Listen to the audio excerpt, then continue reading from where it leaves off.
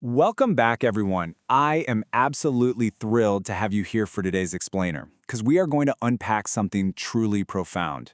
We often think of power as this abstract, kind of elusive thing, right? Like something you either just have or you don't.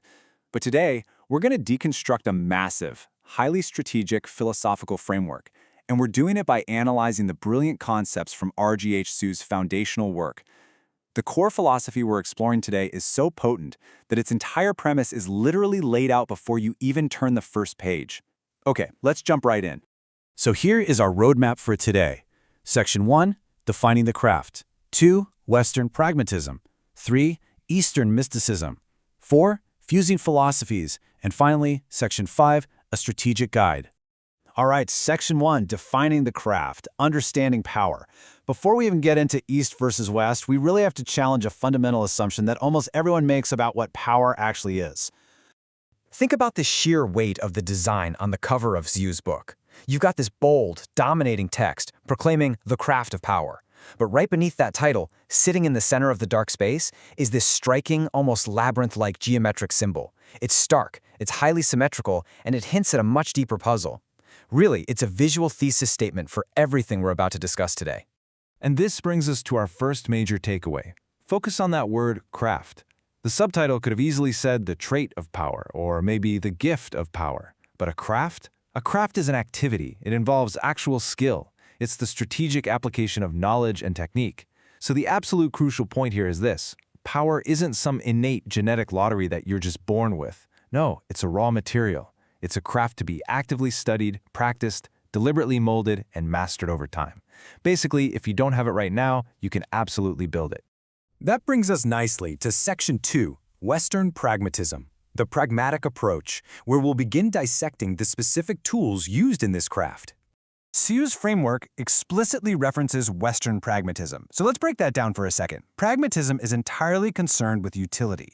It assesses the value of a theory or a strategy strictly by asking one simple question. Does it actually work in practical application? The Western paradigm of power heavily relies on this. It favors direct action, tangible results, clear hierarchies, and undeniable utility. It's all about setting a goal, drawing a straight line directly to it, and just bulldozing forward until you get there. Needless to say, subtlety is not exactly the pragmatist's strong suit. But there's a real paradox in this purely pragmatic pursuit of dominance.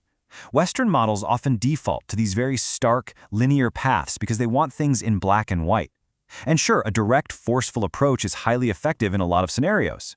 But this extreme focus on the linear, on the strictly visible, often causes leaders to completely miss the subtle, invisible forces at play all around them. It's like the old saying, right? If you only use a hammer, you treat every single problem like a nail. So, if the hammer isn't always enough, what's the alternative? Let's move to Section 3, Eastern Mysticism, the mystical approach. The second half of Su's equation is Eastern mysticism. Now, in the context of power dynamics, mysticism is definitely not about magic. Actually, it's a highly calculated philosophy of formlessness. It's the pursuit of hidden truths, fluidity, and harmony. Instead of direct, forceful confrontation, the mystical approach relies heavily on indirect influence.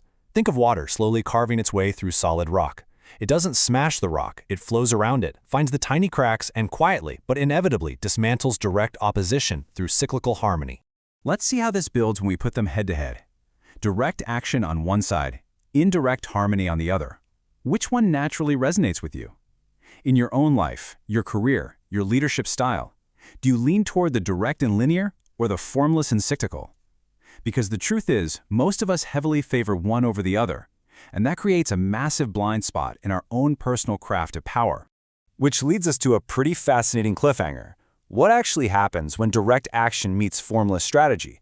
If these two paradigms are so fundamentally opposed, one loud and linear, the other quiet and cyclical, how do they interact on the chessboard of life? The answer to that question is really the ultimate narrative climax of today's explainer. Welcome to Section 4, Fusing Philosophies, Weaving Opposites. Thinking back to that interlocking geometric puzzle symbol from the book's cover, now that we understand these two opposing forces, that symbol takes on a whole new meaning. It isn't just a cool graphic, it's the perfect visual metaphor for the fusion of Eastern mysticism and Western pragmatism. The lines literally weave over and under one another, intricately connecting the rigid, structured corners of Western thought with the infinite, unbroken, cyclical path characteristic of Eastern philosophy. It's absolutely brilliant. And this right here is what you really need to take away from this explainer. Fusion is not a compromise. CS Framework doesn't ask you to water down the directness of the West or the fluidity of the East. No, it is the strategic weaving of these opposing strengths to create a vastly more potent philosophy. It's all about maximizing adaptability. You possess the hammer, but you also possess the water. And yeah, while a watery hammer sounds like a terrible tool to buy at a hardware store, as a philosophical strategy, it's literally unbeatable. You are entirely rigid when rigidity is required, and entirely formless when formlessness is needed. But how do you actually pull that off in the real world? Let's move to our final section, Section 5, a strategic guide, applying the craft. To actively apply this fusion, you need a dynamic internal framework. Here is exactly how a master of the craft operates. Step 1, assess the environment. Are you facing a situation that requires blunt force or subtle influence? Step 2, choose the appropriate paradigm. Don't just react with your default personality type.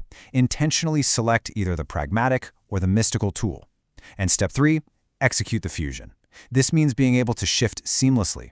You might use indirect, formless mysticism to navigate some complex office politics, but then immediately switch to direct, pragmatic action when a crucial project deadline is on the line. The sheer brilliance of Sue's work is promised right there in the book's subtitle, A Philosophical and Strategic Guide to the Uses of Power. It bridges that massive gap between deep, contemplative thought and real-world execution. It doesn't just sit back and tell you what power is in some abstract philosophical sense. It gives you the strategic mandate to dynamically shift your approach. It demands that you become fluent, truly bilingual, in the languages of both direct force and subtle flow. So, as we wrap up today's explainer, I want to leave you with a final, provocative thought to chew on. Based on everything we've looked at today, what is your default power matrix? Are you way too pragmatic, completely missing the subtle currents flowing around you? Or are you maybe too mystical, failing to take the decisive, linear action required to actually get results? And most importantly, what crucial strategy are you currently missing to complete your own craft of power? Think critically about where your gaps are, because you might just find exactly what you need to become truly adaptable. Thank you so much for joining me today, and keep learning.